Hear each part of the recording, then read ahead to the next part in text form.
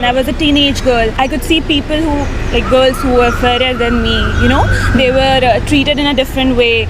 You could see the school teachers or everyone as like, oh, she's so cute, she's so pretty. So that time we feel, okay, I want to be that person. I've been bullied for my skin tone, and that too by my teachers. One of my teacher bullied me. I was in class 3rd or 4th. I was just a child. I don't know that I have a dark tone and all. My friends who are a little darker than me, they sometimes feel that still that I should put tomato on my skin and this on my skin to become fair. So their self-confidence has been really affected. Was there a point of time in your life when you thought that I need to bleach my skin or whiten my skin? Yeah, I thought many times. No, Indians were not supposed to be fairer. India receives more than 250 sunny days. So vitamin D is directly absorbed by skin, hence more melanin content, hence the darker skin. These are beautiful black-skinned Indians. But why doesn't Bollywood cast black people in their movies? Bollywood does not even cast dark-skinned Indians in most of its movies. Sadly, not surprising, Africans don't appear in Bollywood movies, when Bollywood doesn't even represent the reality of India, which is a country filled with millions of dark-skinned people. Does this mean that Bollywood is racist? Let us know your thoughts in the comment below. Greetings, my beautiful people. Welcome back to my channel. So today I want to bring you a story, the silent suffering of black Indians in their own homeland. And this is a story that rarely gets the attention it deserves. In a society where fair skin is always associated with beauty, intelligence, and worth, those with darker complexions are always discriminated, bullied, or even banished just because of their skin color. And that is called colorism, and it runs deep, especially in the Asian communities. So today we are going to hear their voices, and it's time to speak the truth and tell them and encourage them. Black is beauty, all right? And they should not let anybody make them feel inferior or less worth, okay? Let's hear their stories first, then we come back with a complete analysis about this topic, all right? Let's dive into it.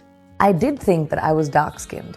I did think that I was not pretty enough. I did think that I would have to work a lot harder, even though I thought I was probably a little bit more talented than my co-actors who were lighter skinned. I thought that was right. I thought that because it was just so normalized. So I think as I grew up, I saw things in my career that I didn't even know were right or wrong. And I had to be educated and learn along the way. I've never had pay parity in Bollywood. I've done 60-something movies, I think. But I've never got paid the same amount as my male co-actor. I would get paid about 10% of my male co-actor. It's large, substantially large. And so many girls still deal with that. Into a phase where I never dated anyone because I had that in me that I'm black, I'm not beautiful, no one will date me. So the first time I even dated someone, I was at the age of 28. So you can imagine. Yeah. My mom is Indian, my dad was a Nigerian, and growing up I always had very low self-esteem, especially because of my skin color. Sometimes I tell them no, I'm born and brought up here, I'm from Mumbai, and they're like, no, your hair, no, it's not possible. Most men would not want to be seen with me. The guy I was dating, his mother actually told him, you can't marry this girl because you'll have black babies. That's the extent of colorism. Colorism is a huge issue in the South Asian community, and colonialism is the reason why. I'm 21, I've faced colorism since I was a kid. I've heard it all the time, I've heard everything. But the reason I'm bringing this up now is because I just met a family friend, and he goes, oh, Adil, aap to bahut kale ho gaye, meaning, oh, Adil, you are very dark. And I was like, yeah, no, I know.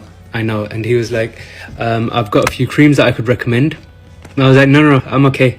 I don't need no creams. And he was like, no, he started mentioning Fair and Lovely and stuff like that. And I was like, I don't need any of that stuff. I'm at peace with who I am. And I go to him, look, when the British invaded, they told us white is right. They said white is the only standard for beauty. And if you're not white, you're ugly. And I was like, I don't care anymore. I am who I am, you know what I mean? And I go to him, I'm Punjabi. I want to look Punjabi, I want to feel Punjabi. I don't want to look white. Colorism is a huge issue, and I think our society, our culture feels it more so than others. I'm pretty sure others do as well. I mean, even if you are lighter skinned, I'm sure someone must have mentioned or spoke about the way that you look. It's what people of the other generation do. I think it's now our responsibility almost to get rid of all these things, stigmas. White doesn't mean right and black doesn't mean wrong, right? Skin color, anything, it's not right. And I think our generation can stop that stigma.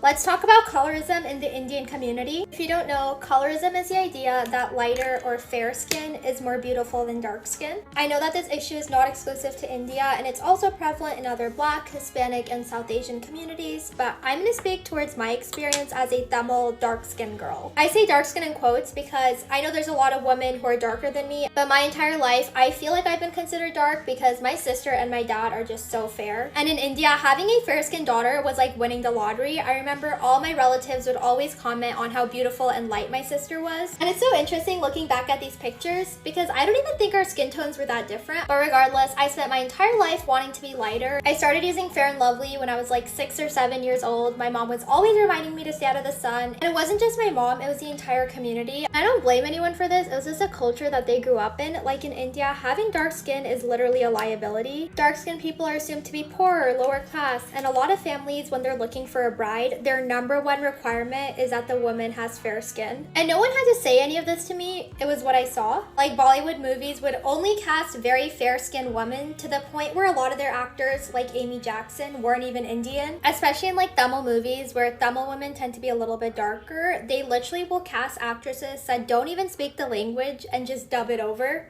Women like Deepika Padukone and Priyanka Chopra are kind of the darkest that Bollywood will go. And even so, these dusky or dark-skinned actresses tend to get lighter and lighter as their career progresses. It's not just a lack of representation, it's how they literally show dark-skinned women as ugly and unattractive. Sudha, ye tere chehre ko kya hua?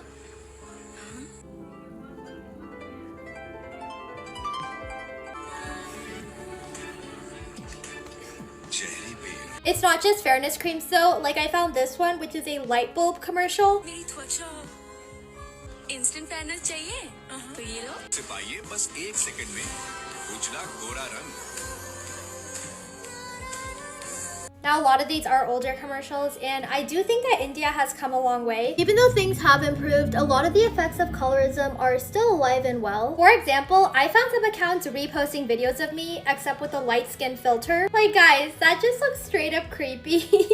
I also feel like a lot of South Asian brands and designers just don't showcase like any dark-skinned women. Like Indians have a variety of skin tones, I understand that, but if I have to scroll for hours and hours and I'm still not seeing a single dark-skinned woman, I think that's a problem. That's it for me. Let me know your thoughts, and remember, your skin tone, no matter how light or how dark, does not take away from your beauty. Bye! Hi friends, let me start by saying it's India, so there's gonna be background noise. I'm gonna tell you about one experience of colorism while I've been here. So we threw an 80th birthday party for my grandma. Classic Indian family fashion, we invited like 2 million people. That's so cultural for us. And in all honesty, my immediate family was there, but there was also a bunch of people who to me are pretty much randos, but they claim to be in some way distantly related to me. So of course I was being polite and saying hello to everyone, and these ladies come up to me. They're definitely like my grandma's age, older, and there's a group of like 6 of them. And they say, "Oh, is that you, Karishma? We haven't seen you in like 10 years." And I have no idea who they are, but I'm obviously going to be polite, so I was like, "Oh, it's nice to see you." And they say, this is what they say in Hindi, "Nain naak to iski sundar hai, lekin iska rang to thoda..." And Hindi is my first language, so I 100% understand what these women are saying. In English that means, "She has nice features, but her color is a little, And they're commenting on my body and my skin color to each other as if I'm not even standing there. And you know, I was shocked, but this is so normal in India for people to comment on your body right in front of you. And it be your own people. It's women. And some of these women are just as dark or darker than me. How much do you have to hate yourself to say that about somebody else? Then at the same party, on a separate occasion, another group of these kind of rando people that claim to be related to me, again, they say, "We haven't seen you in years." and they say, हाँ अब तो ये ठीक लगती है लेकिन छोटी थी तो देखने में थोड़ी. Now in English, what this means is she doesn't look bad now, but when she was younger, she was kind of hard to look at. For context, when I was younger, my front two teeth would stick out and I couldn't wear contacts, so I had really thick glasses, but I was just as dark as this. And I do wonder what kind of person you have to be to say that about a 10-year-old girl.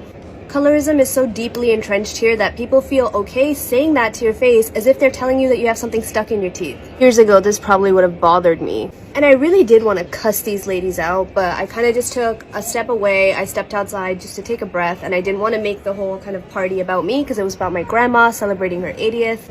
But if there's any other brown girls out there that are insecure about their skin color, anyone telling you that you are not enough or that you're not beautiful really just hates themselves. So to that I say, fuck the aunties. You do you, go out in the sun, wear white, because they're just projecting. And I wish little Karishma knew this, but you're kind of perfect just the way you are. From one Indian to another, some of y'all totally deserve the racism that you experience. Do you know the number of times I've seen an Indian in Japan out in public and I smile at them and they look away? Or they just stare at me and give me the stink eye as if like, I've just assaulted them or something. Why do you feel compelled to be unpleasant to other people of your own race, but then expect other races to treat you properly? Because these are the same people that will literally bend over backwards and give all smiles and like pleasantries to a white person. I just know that they're the same people. And to be honest, it's generally like most Asians who do this, right? One time I went out to eat and we were waiting in line with like one of my friends, and there was this Singaporean lady and her daughter in line, and I could very obviously tell that she's Singaporean because of like her accent. Anyway, she starts a conversation with my friend who's a white American, and obviously like she's born and bred in America now. She doesn't have even like a single bit of Singaporeanness in her voice. And my friend's pretty much telling her about the program we're in. She's like, yeah, we're Jets, blah, blah, blah. And she goes, oh, I'm from Singapore. And my friend is like, no way, my friend is Singaporean. This lady looks at me, she goes, oh, okay, and continues talking to my friend as if I don't exist. And then she proceeds to say, oh my god, you have to tell me all about how you got to Japan because my daughter really wants to move to Japan. I applied through the Japanese embassy in Singapore as a Singaporean. If anything, you should be asking me. But you're pretending that I don't exist and actively engaging the white person why. This is literally why we got colonized. Like, this is exactly why. It pisses me off. Like, if you are a brown person and you see another brown person, it should just be code that, like, you talk to them, right? And this Singaporean lady was Chinese. And look, Chinese Singaporeans were not very good to me on a good day in Singapore. So, like, I don't expect them to be good to me in a foreign country. But, like, as a brown person, where is your dignity? Like, this shit with worshipping white people happens in my own family. That's, like, the most disappointing thing. Like, it happens with, like, my extended family. Not my parents, thank God. But, like, my cousins and my aunts and uncles and stuff. It's honestly so disgusting. It's like, oh my god, where's your vekkom mana sudusorne? I think one thing I'll never understand is how the majority of my hate comments come from North Indians, especially North Indian men. Like, I don't get it. I mean, I do. But what do you get for being so anti-black and colorist? I just don't get it. I find it really hypocritical how Indians and South Asians will talk about prejudice they experience by white people and then turn around and take that same discriminatory energy and use it against black people. I know it happens. I grew up hearing it. So let's talk about how you are so eager to fit in that you would rather appease those who oppress you than support other oppressed groups. You know what that smells like?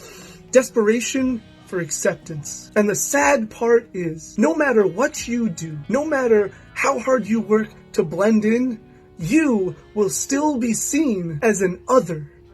We still consider black inferior. Once I said in a program about Imam Jawad alayhi salam. Imam Jawad alayhi salam had very dark black complexion. It is found in the hadith books. Some people had a big problem with that.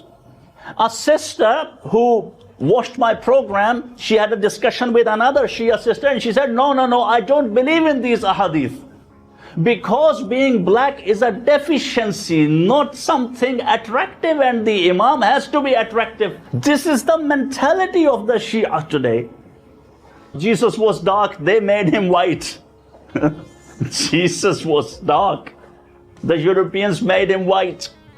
And we also look at the pictures they make. We don't make pictures in the Indian and Pakistani culture, but the Arabs and the Iranians, they make pictures of the imams and the children of the imam. They all have those white-ish features. When they describe them, he was so beautiful, he had a white face. Why? I have this product with me. How big is this in India? It is so big because every Indian girl is taught be fair, otherwise you won't get married. Yeah, it is very famous. It's a famous skin whitening cream. My grandmother used it. I would like you to, try this on your hand or something, and let's see if it has any effect. See, not so lovely hand.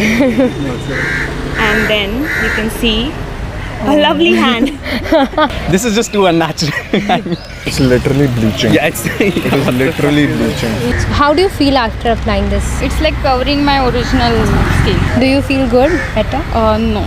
This is so not natural. I mean, I don't want my hand to look like this. It's so fake. I'll not apply it on my face. I mean, nobody wants to look like a ghost. I think relatives, they say a lot, "Arey yaar, iska to color down hai, iski shaadi kaise hogi." So those things affect you subconsciously when you're like little. So I think that is something which should not be done. I really don't want like my daughter to go through any of that. That's why I don't watch Bollywood movies. Yeah. Because I think they did one movie on colorism. Yeah. And they had a white, like a lighter white passing actress Put on dark makeup. put on dark makeup. So she could talk about the struggles and of someone with. Yeah. Right, and people were like, well, at least they're talking about it. I'm like, Yeah. no, there's literally half of the country that could have played that role. Yeah. Are North Indians different from South Indians? Yes. The answer lies in the steppes of Central Asia. The first group of people inhabiting India is known to be ancient ancestral South Indians, and early on, they have admixed with a population of ancient farmers from Iran. This union of two populations created the Indus Valley culture and the genetic foundation for majority of Indians. Now, where the difference with Northern Indians comes in is that they have much higher Indo-European Sintashta ancestry. Those people entered India from the steppes of Kazakhstan and spread their language to most of India, as well as some of their religious beliefs and elements of culture. This steppe Indo-European ancestry can reach percentages as high as 50% in Haryana Jats and Roars, which would be 3 times the amount of Indo-European ancestry that Iranians have. Then generally, the more south you go in India, the more prevalent ancestral South Indian and Iranian Neolithic farmer ancestry you get,